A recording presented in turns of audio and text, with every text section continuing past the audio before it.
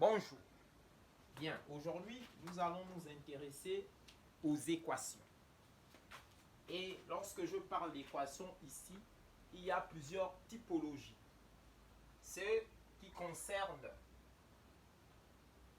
cette typologie d'équations que voici, ça nous rappelle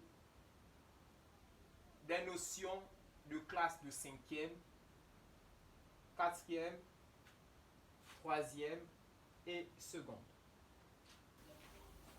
Alors, pour cette dernière équation, je vais utiliser au moins deux méthodes.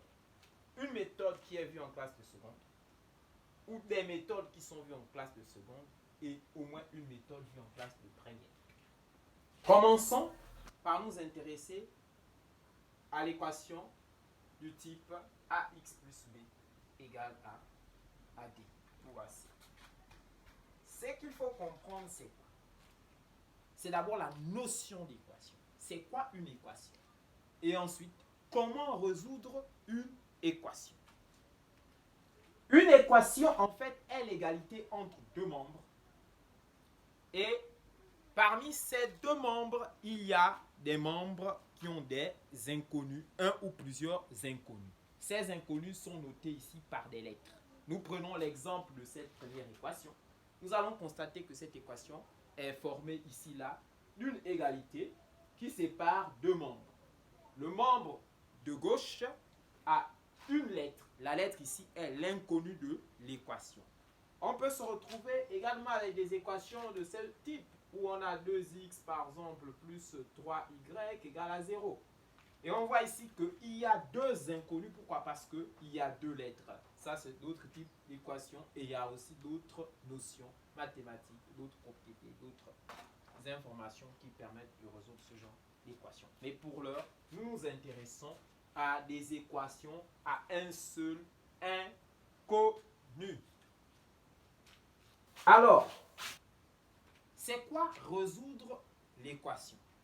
Résoudre l'équation revient à trouver là ou les valeurs de cette lettre-là, de cet inconnu, donc de l'inconnu. Ça, c'est une équation, on va dire, dont l'expression, l'un des membres ici est un polynôme. Alors, c'est simple. Lorsque le premier membre est un polynôme et le second, c'est 0, le nombre de solutions, en général, dépend souvent du degré du polynôme. Ici, nous avons un polynôme du second degré, alors nous savons cette équation aura deux solutions. Cette solution peut être double, c'est-à-dire peut être la même solution, ou encore cette solution peut être, en fait, ces deux solutions peuvent être distinctes. Distinctes, c'est-à-dire des nombres différents, de valeurs différentes. Si nous aurions ici une expression, donc un polynôme du degré 3, alors il va y avoir trois solutions, degré 4, 4 solutions, et ainsi de suite. C'est quoi résoudre une équation? Comment résoudre une équation? Résoudre une équation, on disait que c'était trouver l'inconnu de l'équation. Comment résoudre? On se base sur la propriété mathématique qui dit que toute équation du type x égale à u d'inconnu x a pour solution le nombre u. Qu'est-ce que ça veut dire? Ça veut dire que pour résoudre une équation, il faut ramener l'équation à cette forme ou à cette typologie d'équation. C'est-à-dire qu'il faut réécrire toutes ces équations de cette manière et conclure que le nombre u qui est là, c'est la solution de l'équation. C'est cela, résoudre une équation. Comment le faire? Pour le faire avec efficacité en mathématiques, il y a de nombreuses propriétés. Exemple, la propriété qui dit que lorsque on a une équation et que l'on ajoute un même nombre à chaque membre de cette équation, on obtient une nouvelle équation qui a les mêmes solutions que la précédente. Donc, en transformant notre équation pour arriver à cette typologie, la solution de cette équation sera la solution de l'équation que nous avions au départ, que nous aurions ici au départ. Et nous allons donc appliquer ces différentes propriétés, qui demandent d'ajouter à chaque membre de l'équation, ou encore de multiplier par chaque membre de l'équation un nombre quelconque. Et c'est notre calcul. L'autre élément important à connaître pour parvenir à la résolution des équations, ce sont les règles de calcul. Très simplement, les règles, je voulais dire tout simplement les règles de calcul et les propriétés autour des égalités ou des équations. Première équation. Je veux obtenir un truc comme ça. J'espère que vous sentez la chose. Je veux obtenir un truc comme ça. Alors, en voulant obtenir un truc comme ça, je vois ici que le truc qui me gêne, c'est moins 5. Vous sentez la chose. Comment faire pour me débarrasser de moins 5? Ben, c'est simple. Si j'ai moins 5 et je fais plus 5, ben, ça me donne 0. Mais x plus 0, ça donne quoi? Ça donne x. Alors, dans le membre de gauche, membre de gauche, il va me rester x. Donc, je peux ajouter ici, donc, à moins 5 ici, plus 5. Mais attention, l'équation fonctionne à peu près comme une balance Roberval. Voici, supposons que ça, c'est ma balance Roberval. Voilà. Et donc, ici, je peux mettre une masse ici de 1 kg. Si je mets une masse de 1 kg ici, ben, automatiquement, cette balance va descendre. Il n'y a plus d'équilibre. L'autre est ici comme ça parce que j'ai mis une masse ici. Mais pour regagner l'équilibre, il faut également que je mette la même masse ici. Ou encore une masse de même valeur. Et je veux retrouver l'équilibre. Et c'est comme ça que fonctionne une équation. Donc, le plateau de gauche, c'est le membre de gauche de l'équation. Le plateau de droite, c'est le membre de droit, on va dire, de l'équation.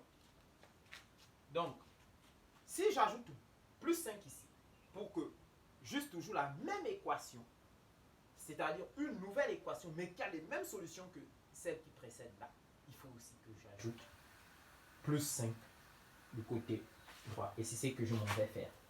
Donc, ça donne x ici, moins 5. J'ajoute plus 5. Et donc, ça, c'est égal à 3 plus 5. Et je calcule tout en mettant les égalités sous les égalités. Donc, ici, ça, il va me rester x. Et là, j'aurai 8.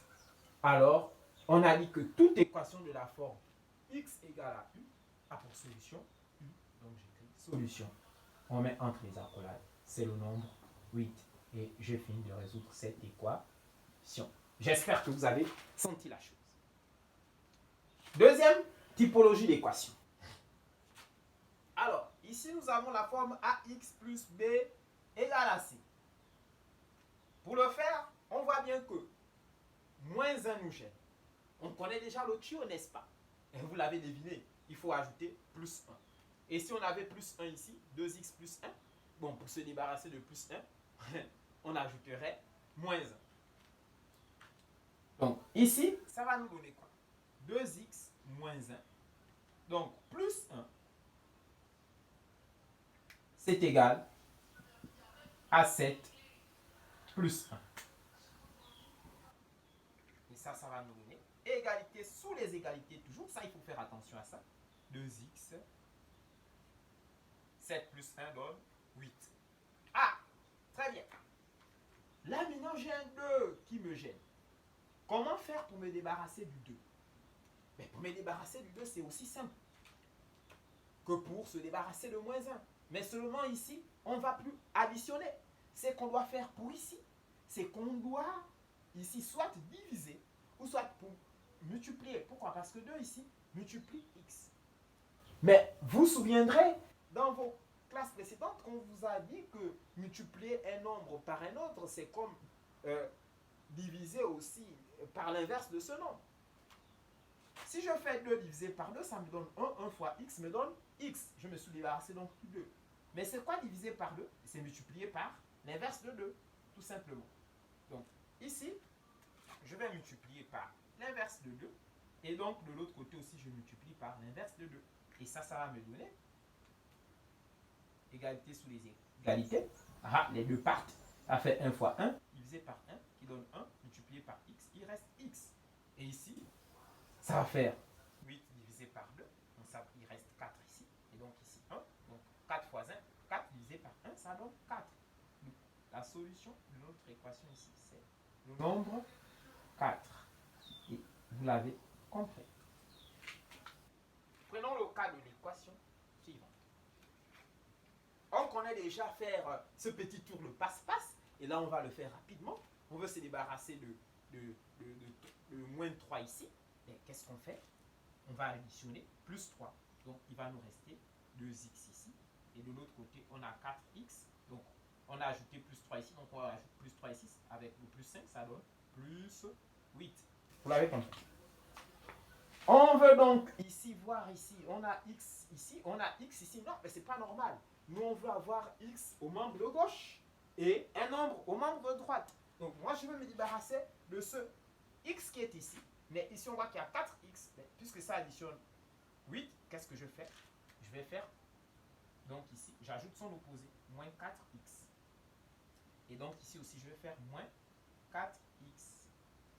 Et donc, ça va nous donner ici, moins 4 plus 2, il reste moins 2x. Égale donc ici à ça, hop, hop, ça donne 0. Ça donne ici donc 8. Ah, le fameux 2. Mais là, c'est maintenant moins 2. Donc, je vais multiplier. Donc, ici, par moins 1 demi. Donc, multiplié par moins 2. Donc, ici, on multiplie par moins 2x. C'est égal à quoi? De l'autre côté, on a 8. Je dois multiplier aussi moins 1 demi. Du coup, ça part. Moins 1 fois moins 1. Il donne plus 1. Plus 1 fois x donne x. Donc, on obtient ici x égale 8. On simplifie là. Ça donne 4. 4 fois moins 1 donne moins 4. Donc, la solution ici, c'est moins 4.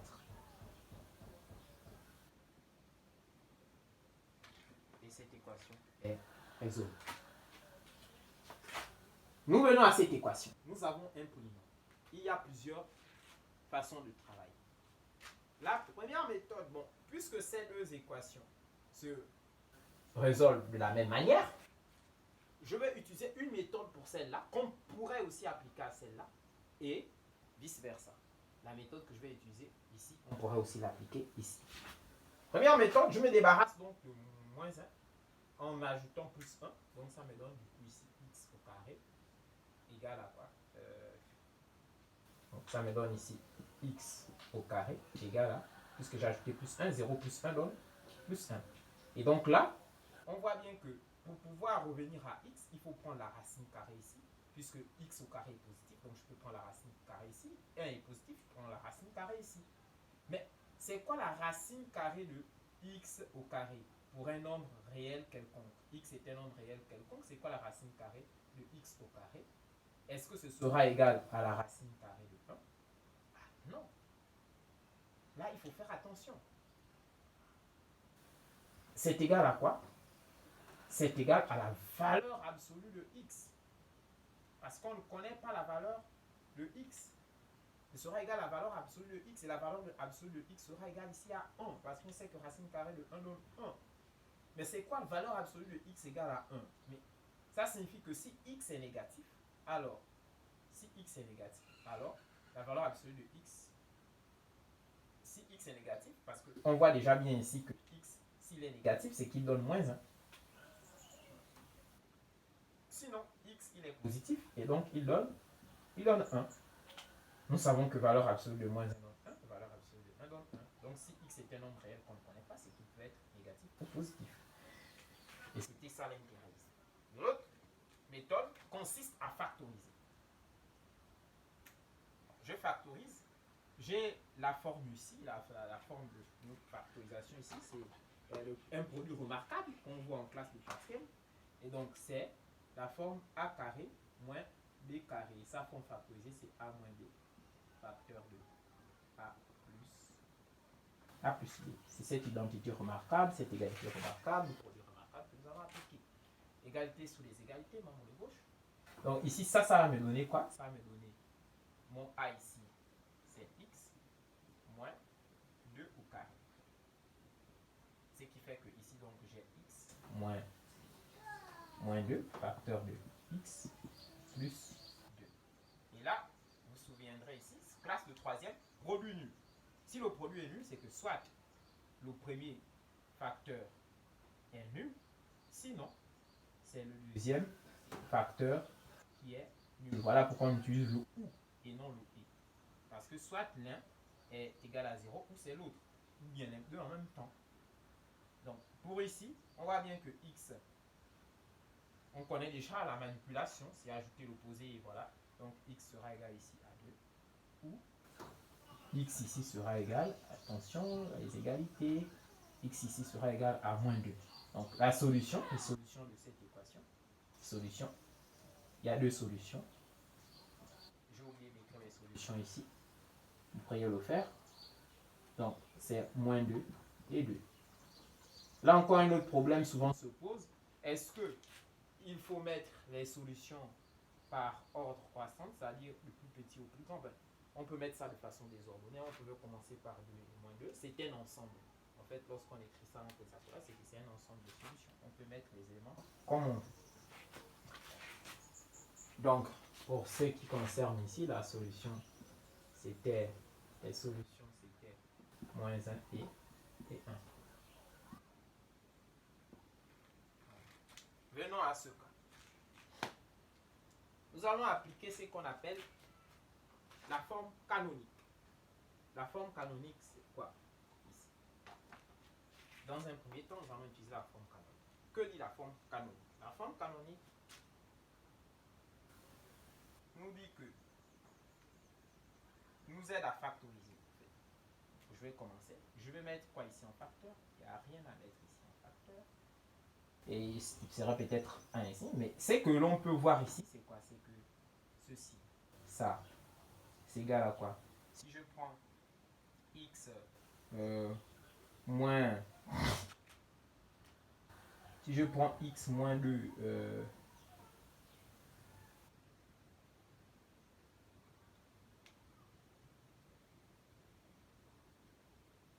je prends x moins 2, je développe ça.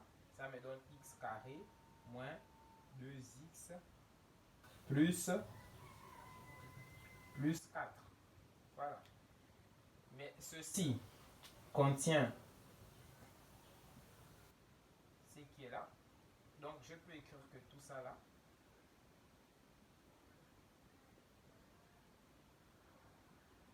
donc x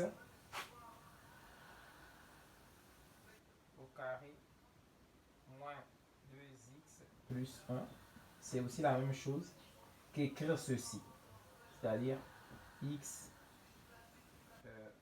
moins 2 au carré.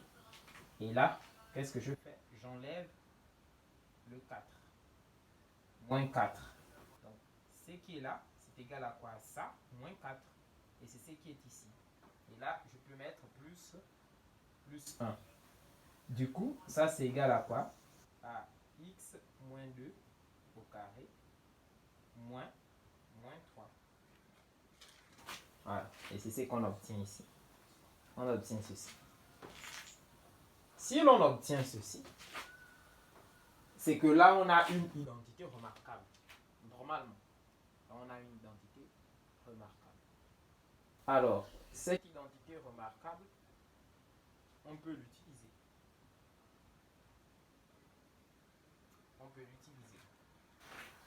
C'est la forme a carré moins b carré dont je parlais. Donc, sous sa forme factorisée, on aura quoi? On aura a, c'est-à-dire x moins 2 moins 3. Donc ici, donc, je vais mettre ça ici en bleu pour qu'on voit bien. Donc a moins b facteur de... Ben attention, parce que ça c'est pas b au carré. Si je veux avoir b au carré, je mets racine carrée de 3 au carré. Donc ici, j'aurai plutôt, au lieu d'avoir moins 3, j'aurai moins racine carrée de 3. Voilà.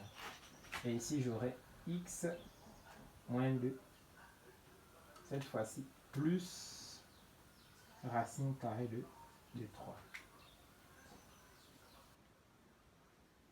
Voilà. Et si j'ai ça ici, c'est que je peux continuer, je peux résoudre mon équation. Je vais dire que, alors, x carré moins 2x plus 1 égale à 0. C'est la même chose que ceci. X moins 2 moins racine de 3 facteur de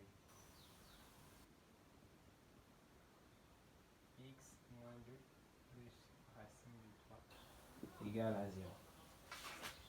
Et on voit tout de suite les solutions. Soit ça égale à 0 ou ça c'est égal à 0.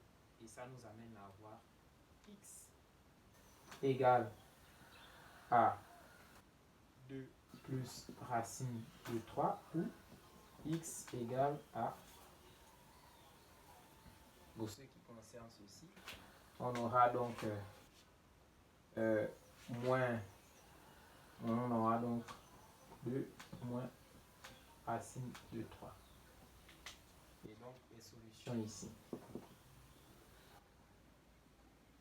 sont 2 plus racine de 3 et 2 moins racine de 3.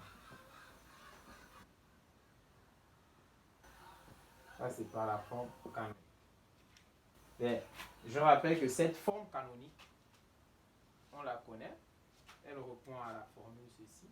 Si on a un polynôme ax carré plus bx plus c, alors sa forme canonique, c'est a facteur de x plus b sur 2a au carré moins b carré moins 4ac sur 4a au carré. Donc il faut identifier. Pour ici, a c'est 1, b c'est moins 2 et c c'est 1. On remplace simplement et on doit tomber sur l'écriture que j'ai trouvée ici. Les parents, cette écriture-là. À tomber dessus. A c'est 1. On est là. Donc x moins b sur 2a. Donc sur 2, donc c'est moins b sur 2, ça fait aïe aïe aïe. Il y a un petit souci ici. Un petit souci ici. Une erreur qu'il ne fallait pas commettre. Il y a une erreur qui a été commise. Excusez-moi. Si je développe ça ici, là c'est 1. Parce que ça donne x carré, voilà, 2a. Oui, c'est ça. Plus b au carré, ici donc c'est 1. Oh waouh! C'est vraiment bizarre. Donc en fait, ce qui est là, c'est exactement égal à ça. Waouh! Ce qui change tout du coup. Ah, heureusement que j'ai vérifié avec la formule. Donc ici, on voit que cette expression donne directement celle qui est là. Et donc c'est celle-là qu'on doit utiliser pour résoudre notre équation. Vraiment désolé. On va reprendre ça. Donc, en voulant y aller, on se retrouve donc ici à x carré moins 2x plus 1 égale à 0. Ben, c'est la même chose qui dire x moins 1 au carré égale à 0. Comment je n'ai pas pu voir ça? Bref, c'est pas grave. Donc, on aura ici x moins 1 égale à 0 ou x moins 1 égale à 0 parce qu'il est un nombre au carré, c'est le multiplier par lui-même. Et si on le multiplie par lui-même, donc soit l'un égale à 0, l'autre égale à 0, mais puisque c'est la même chose, on se retrouve avec une solution double. C'est-à-dire x sera égal ici à 1. La même chose ici, où x égale ici à 1. Ben, écrire ça comme ça, c'est un peu grossier, mais je le fais dans les détails pour qu'on comprenne. Et donc, la solution ici, c'est S égale à A1. C'est une solution double. Donc, c'est 1 et 1 ici de solution. Voilà. Méthode de classe de première. On veut résoudre x carré moins 2x plus 1 égale à 0. On va utiliser ce qu'on appelle le discriminant. Le discriminant, c'est b carré moins 4ac, c'est-à-dire ce numérateur. Grâce à ça, on peut connaître les solutions de l'équation. Et donc, si je l'applique ici, on sait que a ici, c'est 1. Donc ça, B ici c'est moins 2, donc ça va faire B au carré. Ça nous donne ici donc B au carré moins 2 au carré. C'est-à-dire moins 2 au carré, ce qui donne 4. Moins 4 fois A c'est 1. C aussi c'est 1, donc moins 4AC, donc ça va faire moins 4. Et donc si c'est moins 4, on trouve 0. Donc delta égale à 0. Et donc il n'y a qu'une seule solution qui est appelée solution double. Donc on sait que la solution double c'est égal à quoi? X égale à moins B sur 2A. Et ça c'est égal à quoi? Moins B, donc c'est moins 2, parce que ici B c'est 2, c'est moins sur 2A, 2 fois 1, ce qui donne 2 divisé par 2, ça donne 1. Donc notre solution ici c'est 1. Voilà. Bon, d'autres vont s'interroger si delta est égal à un nombre positif. Donc si delta est positif, alors il y a deux solutions. Ceci implique deux solutions. La première, je peux l'appeler x1, c'est moins b moins racine carrée de delta, donc racine carrée du discriminant, divisé par 2a. La deuxième solution, c'est x2, c'est moins b, cette fois-ci plus racine de delta sur 2a. Et si delta était négatif et que nous sommes en train de résoudre l'équation dans l'ensemble des nombres réels, eh bien, il n'y a pas de solution. Il y a des solutions que si on veut résoudre les équations ici dans l'ensemble des nombres complexes grand C. Alors, nous avons fini cette séquence. J'espère que vous avez compris. Excusez-moi encore pour ce problème qu'il y a eu par ici. Ben, c'est pas grave, j'étais en train un peu de m'emporter un peu plus dans la rapidité de la chose. Merci, à bientôt et j'espère que je vous ai aidé à comprendre quelque chose sur les équations.